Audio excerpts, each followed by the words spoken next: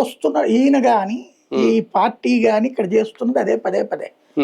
నువ్వు కాపుల్ని own చేసుకోనప్పుడు disown చేసుకోక, అంతే, నాకేం సంబంధం లేదు నేను కాపుల ప్రతినిధిని కాదు అనే పదం. ఇప్పుడు రెడ్లు నాకేం సంబంధం లేదు రెడ్లకి నేను ప్రతినిధిని కాదంటాడా జగన్మోహన్ రెడ్డి? అసలు రాజకీయాల్లో ఉన్నప్పుడు ఒకళ్ళకి నేను ప్రతినిధిని కాదని చెప్పడం ఏంటి?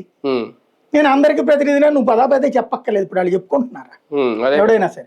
నరేంద్ర మోడీ చెప్తాడే నేను బీసీని, బీసీల కోసమే అన్నటువంటి ఏమన్నా చెప్తా. అంటే కాపులు ఎక్కువగా ఓన్ చేసేసుకోవడం మన పార్టీకి ఏమన్నా మైనస్ అయిందనే ఫీలింగ్ ఏమన్నా ఉన్నారా పవన్ కళ్యాణ్? అంటే మొన్నటిసారి కాపులు ఓన్ చేసుకోవడం వలన ఈ విజయం సాధ్యమైంది. అవును. ఇప్పుడు కాపులు డిజోన్ చేసుకుంటారేమో అన్న భయంతో వాళ్ళకి వార్నింగ్ ఇస్తున్నాడు. అది వార్నింగ్ నాయకులకి, కులానికి కాదు వార్నింగ్ ఇస్తున్నాడు నాయకులకి.